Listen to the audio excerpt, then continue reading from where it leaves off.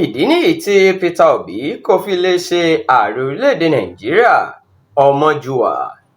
Ọkùnrin sọ̀rọ̀sọ̀rọ̀ orí ìkànnì ayélujára ní Japhet Joshua Ọmọjúwà ti sọ pé kò sí ohun tuntun kankan tó lè jáde láti ọ̀dọ̀ olùdíje fún ipò ààrẹ orílẹ̀-èdè yìí lọ́dún 2023 lábẹ́ ẹgbẹ́ òṣèlú Labour Peter Obi mọ ìdí nìyẹn tí yóò sì fi ṣòro fún un láti ṣe ààrẹ orílẹ̀-èdè yìí.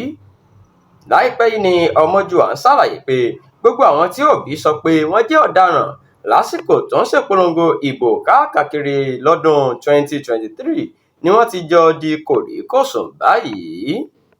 Ó sọ síwájú pé gbogbo àwọn olóṣèlú tí Obi ti pè ní oríṣiríṣi orúkọ lásìkò tó ń sọ pé òun ti di àtúnbí ni wọ́n ti jọ ń bá ara wọn lọ́wọ́ tí wọ́n jọ ń wọlé jáde báyìí. Eléyìí sì ti fi hàn pé ó ti padà síbi tó ti ń bọ̀.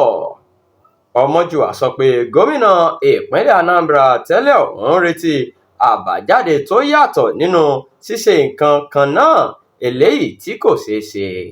Ó ní ó dìgbà tí àwọn olóṣèlú bá ṣe nǹkan lọ́nà tó yàtọ̀ kí wọ́n tó lè rí àbájáde tó yàtọ̀ sí gbogbo nǹkan ṣe wà tẹ́lẹ̀.